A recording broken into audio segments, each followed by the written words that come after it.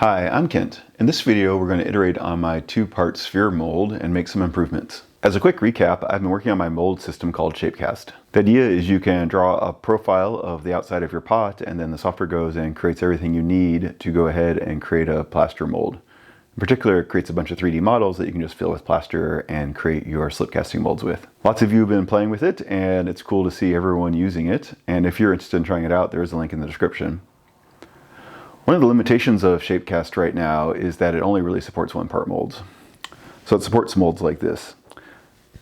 The idea is that there's a draft angle so the pot can come out, and then it lets you go ahead and create forms like this. So this is a fired pot.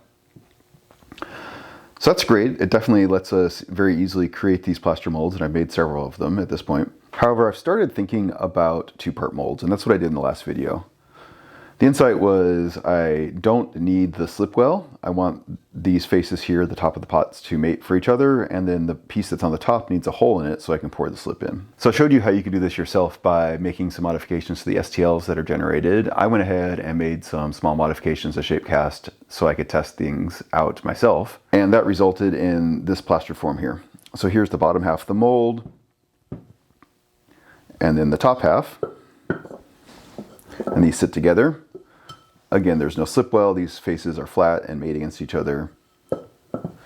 And then I added this hole here into the top so we can pour the slip in. I knew right away that there were some things I wanted to do to improve this, but I also wanted to live with it for a little while and see how I liked it and if there were any other things that came up. And indeed there were. I've had the chance to go ahead and slip cast several pots and take them through the firing process, and I found a few challenges. The first thing I found was what I thought was an artifact in my 3D printing was actually an artifact in Shapecast and how it was processing the SVGs.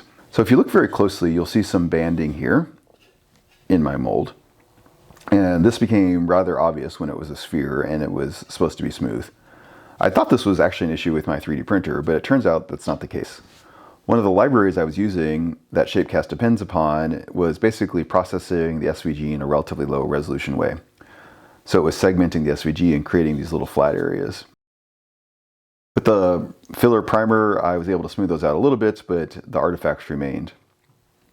So this wasn't actually an issue with the two-part mold system, but it was something I found along the way.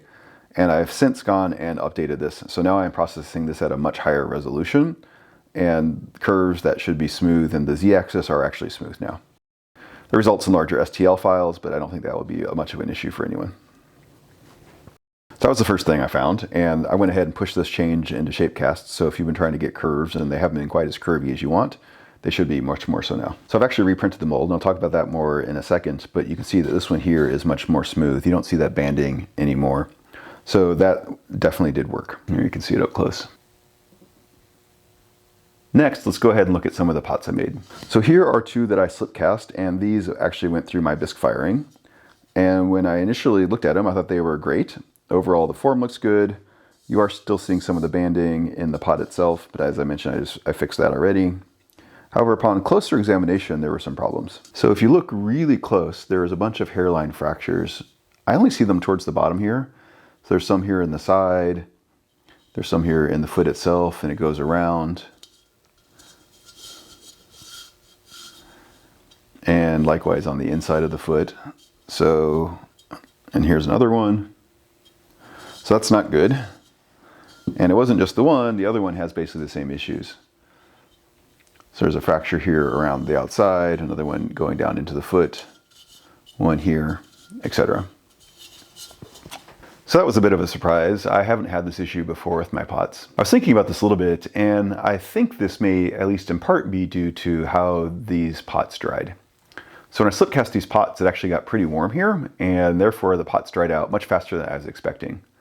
So I'm wondering if the drying of the pot contributed to these hairline cracks that are in the pot. I knew putting these pots into the glaze firing would be a bad idea. The cracks would only get bigger and potentially even shatter and create damage to other pots, so I didn't want to risk that. So these I don't think will be fired at all, or if so, I'll put them off into the corner of the kiln where they won't be able to damage anything else. However, it's probably easier just to make new pots. I had a glaze firing coming up, and I want to go ahead and see if the drying issue was the problem.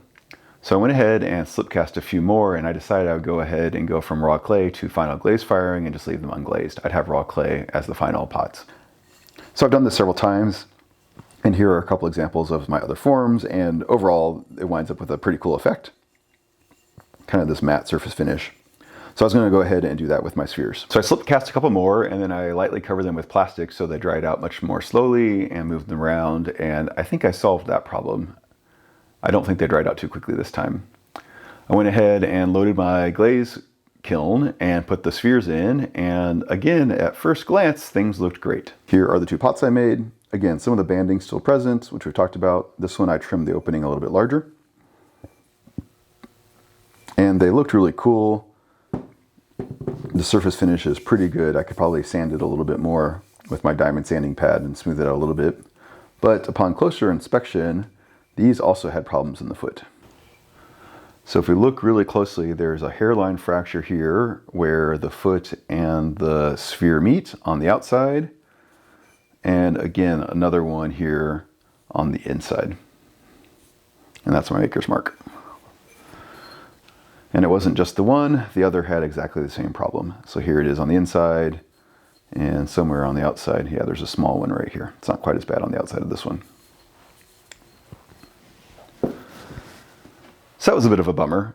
At least they made it all the way through, and I really like this form. It's really cool. I think these are gonna be really fun when they're done, and I think being able to trim the opening to various sizes is also gonna be fun. I've got some ideas for that in the future, but first I wanna get some pots that aren't cracked. So if the other cracks were caused by the drying of the pot originally, what did these come from? These were definitely bone dry, and they dried relatively slowly.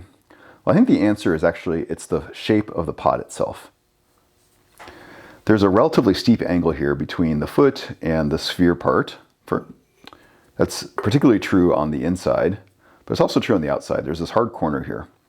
I'm guessing this hard corner here caused a stress fracture as it went up and down through the heating cycle. I don't fire these particularly aggressively and actually have a heated cool down cycle, so I don't think it was a change in temperature that was too drastic, and all the other pots were fine that came out. So it was really only these two. So the thing I want to do is round the corner off here on the outside and the inside of the foot and see if that removes this spot where I might get a stress fracture. That will require modifying my form. I could potentially just sand off the plaster here and remove this sharp edge and this one here.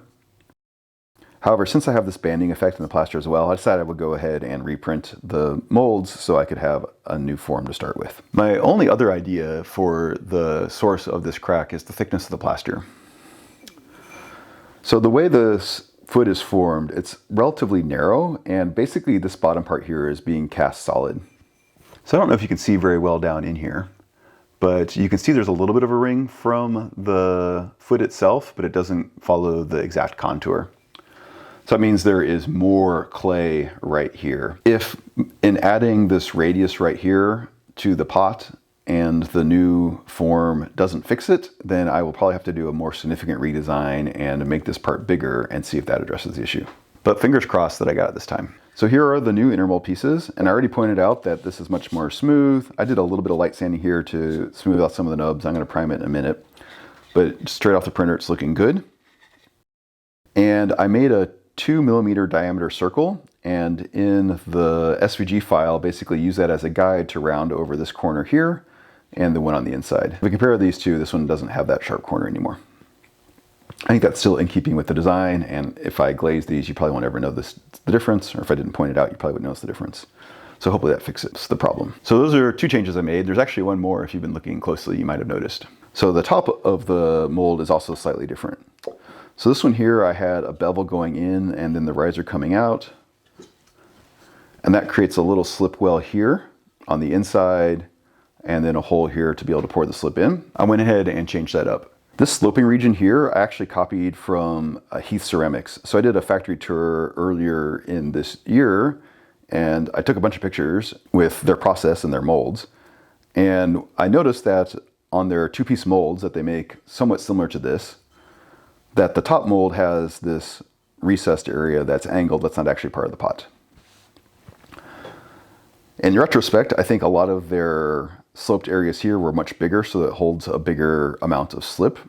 Mine here is relatively small. When I was slip casting these pots, I had to go ahead and refill the slip many, many times, and that was kind of annoying, so I knew I was gonna have to do something to change that up. So I went ahead and removed the slant, and I think I'm gonna go ahead and 3D print a funnel to go down inside of this. That way I don't need the sloped area and I can make the slip reservoir as big as I want. So I'll need to do a little bit more work still to make that funnel. Those are a handful of changes I want to make already. So I found that issue in the generation of the curves and got rid of the stepped lines. I was able to smooth this out from the stepped thing to something much more smooth. I rounded off this bottom here, which was really the source of me wanting to reprint the molds. I really want to get rid of these fractures here, and hopefully that rounding off will do it. And I am just experimenting around with the slip well and trying this out instead. I guess one of the other advantages is it gives me a larger area to pour into. That little hole was very little. So at this point, I think I'm going to go ahead and put a couple of coats of primer onto my mold and sand it off. I don't think I'll need nearly as much as my last mold, but I figured I'd go ahead and get the surface as good as I can. That will also give my printer a chance to catch up. It's printing some new outer mold pieces. One is needed because of the different geometry here, and I'm playing around with another idea with how the two faces mate. However, that'll be easier to show you once I have all the parts. I'm gonna go ahead and do that, and we'll come back to it when we're ready to put together the mold. It's a few days later, and my priming and sanding task is done. So I put a few coats of primer on, sanded it down, did that a few times. And it's not perfect, but I think it's doing pretty good. There's a little bit of the PLA still sticking through. But if I feel the surface, it's feeling pretty smooth.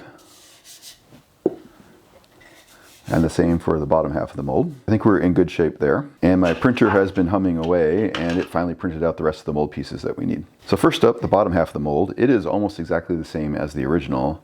So I'm actually going to reuse the outer mold that I did for the last video. It'll work just fine. These small changes to the radius here will not change anything. So that's good. The top mold, I needed to open the top more because I changed the geometry here. And so here's the associated outer mold. This will go around something like that. I changed the height a little bit as well, so this inner piece is protruding out. Last time I had it flush and there's a little bit of plaster got stuck on there. So now it's a little bit proud. So hopefully that means I won't overfill the mold and have to break anything out of here. The other thing you'll notice is that this is actually one piece instead of two, or the outer mold is only two pieces instead of four. There are two reasons I split the outer mold. One is so that it fits on my print bed, and two is so it's easier to demold. If you look at my previous attempt, when I demolded, I've just been splitting it in half. That's actually enough of a separation to get out. And this one happened to fit on my print bed, just being cut in half. So I wanted to try that out. I don't know how many of you are using my mold system for the outer mold in particular, and if you are, do you have an opinion on 4 pieces versus 2? I thought about maybe making this an option to select how many pieces you want. It really depends upon your print bed and your working style. I also think maybe removing the 1-piece outer mold is probably a good idea because it's actually relatively hard to get out. If you have any specific thoughts or comments, definitely let me know down in the comments below. All right, so this is the outer mold for the top, and then the last piece is I redid the rings. And again, first off, I did these in 2 halves. So it's not 4 pieces, it's only 2. I still need to join these together. And I went ahead and checked, and I thought this was true, but it definitely is true. The top and bottom halves are exactly the same. So I have 4 of these rings. It'll make 2 ring halves. And then the other thing that's different that you'll see is I have all these little nubs here. And those I'm gonna try and use for alignment pins. So if we go back to my 1-piece mold, we have the inner mold, which corresponds to the form like this. Obviously these are different shapes. And then the outer mold, which does the outside of the plaster. It can be rough, doesn't matter. It's really just holding the plaster back and getting us the right plaster thickness. And then the ring is the piece that goes on top here that winds up joining the outer and inner pieces together so that we can pour the plaster from the bottom. And that's to help minimize bubbles so they all kind of race to the top. The ring in this mold is really just there for structure. However, as soon as we go to our 2-part molds, this face here that we're using with the ring winds up being part of the mold itself that we need to be relatively precise. So going back to the first attempt, the ring itself forms this face here. So by putting the protrusions into the ring, we'll actually wind up with recesses in the plaster here. These are relatively small. I think they're only 5 millimeters wide, and they quite likely will break off when I demold it, but I wanted to start somewhere. So why am I using these protrusions at all? So let's go back to my original 2-part mold. So this one here, I first did the top, and then I manually carved in these recesses here. And so when I poured the plaster on top of this using some mold release, the plaster went down into these areas here. It formed these protrusions. So it's all keyed together, it doesn't move. And since the plaster was poured against itself, even if it's a little bit wonky, it will conform to itself. So I think this is probably the gold standard in terms of getting the molds to fit against each other. However, I want to try and do something slightly different. mostly because I haven't figured out a mold system that lets me do what I need to do with this type of geometry. So I'm going to try a different approach. So by having these protrusions, I'll wind up with a series of holes that are equally spaced around on both halves of the mold that I can then fit together, and the protrusions won't get in the way. The flat surface will still be flat, well, as flat as the ring is. And then I can put pins inside of the plaster, and the pins will act as alignment. I'll wind up designing something and 3D printing those out. I know this is non-traditional, and the method I showed in my original mold is actually the more traditional way to go. However, if you know of any 50-year-old techniques that use 3D printing and PLA, do let me know. Obviously, I'm going about things differently with this mold system, and I really want to try and take advantage of the technologies that are available to us. And if we're doing something that is historical, I want to make sure we're doing it for a reason. Maybe there is a reason for doing the molds that way with the associated keys, and I think the real reason is so that we can pour the plaster on itself and have really good alignment. It isn't just the keys themselves that are providing the alignment. The plaster itself winds up being aligning to itself. However, I think we can get pretty close with this technique, and I have one more trick up my sleeve that I want to try to see if we can get these faces to mate well. So I think we're ready to go ahead and finish assembling the mold system so that we can move on to plaster. We have the bottom inner mold, we have the top inner mold, we have the top outer mold, and the bottom outer mold, and then we have the two rings with the modifications. I need to go ahead and super glue these together and go ahead and put the gasket on. Actually, there's one more thing I want to talk about in terms of the pin alignment. So most 3D printers are not perfect. If you have one, that's awesome, but mine is definitely not. And if we're going to put pins in these two surfaces, they'll definitely need to align. So this is another reason for going to two parts. So let me show a type of error that can happen. Let's imagine as I super glue these together, I don't get them perfectly flush, and I'm actually having them spread apart. Obviously, this is a huge exaggeration, but it shows what's going on. So this spacing here is good, this is good, this is good, this one's big, this one's good, this one's good, this one's good, and this one's big as well. And potentially you could even get a little bit cattywampus like that. When I'm gluing these together, I actually use the molds to help do the alignment for me. I don't have anything in the way of tolerance here, so they actually could be deforming. I might need to create a little bit of a gap here. These rings are always kind of a placeholder, but I want to incrementally improve them to fix features that are actual problems as opposed to things I think are problems. But this alignment here, I'm pretty sure could be a problem. So by having only two pieces, I don't have to worry about this seam here, and I really only need to worry about this seam here. This gap may still be an issue. Do the pins wind up locating in the right spots or some other issues? So this is something to be on the lookout for as we go ahead and try and use the mold as well. Now I think we're ready. Let me go ahead and super glue these together, put on the gasket and assemble the molds, and we'll come back when we're ready for plaster. I got the molds all together. So the software spits out the volumes that I need to fill these molds. This one was originally a little bit taller, just the way the software works, since I haven't redesigned it for these two-part molds, so I should have more plaster than I need, which is good. Better to have too much than too little. And I went ahead and measured those out, so I'm gonna go ahead and put the plaster into the water, let it slake, and then mix it and pour it in.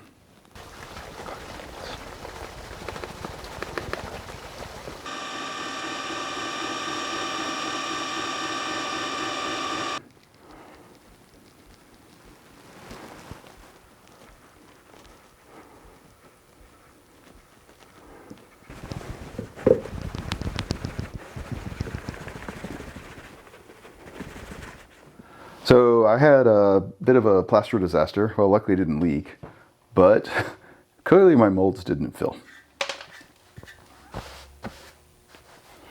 So I think what was going on is my plaster is old and it just set way too fast. I was able to take the outer molds off and that worked okay. The inner mold right now is a little bit stuck. So I'm gonna go ahead and use my ice and alcohol trick to release that. I think the plaster is a lost cause at this point, but I do want to preserve the inner molds so that I can make a good plaster copy.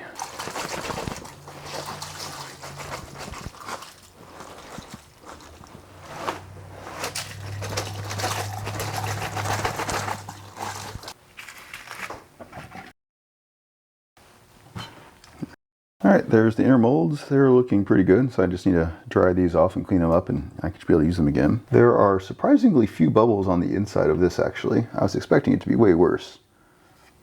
I caught a few down around here, and this one actually looks decent. However, I think I'm going to go ahead and remake them both. When things like that happen to your plaster, it's no good. This would not slip cast properly. Part of the way slip casting works is the plaster sucks the water out, and the amount of plaster that's there will impact how it's working to suck the water out. So you wind up with a non-uniform pot this way, most likely. So besides this plaster weirdness, everything else seems to be working so far. I was a little bit worried about the keys in the top here and what those would do, and I think they're going to be good enough. I'm not sure that will be the final design, but definitely useful for right now. And on that note, I think this is probably a good place to end the video. I knew I wasn't going to be able to take all of these all the way to firing, but this plaster setback, well, it is definitely a setback. It will take me some time to go ahead and recover from all this, clean everything back up, and cast some more plaster. This has been a very weird problem for me. I've never had something quite like this happen before. So I'll reset and do that in the next video. And then we can go ahead and slip cast some pots and see if our design changes are doing what we want them to do. In the meantime, if you have any questions or comments, do let me know. Thanks.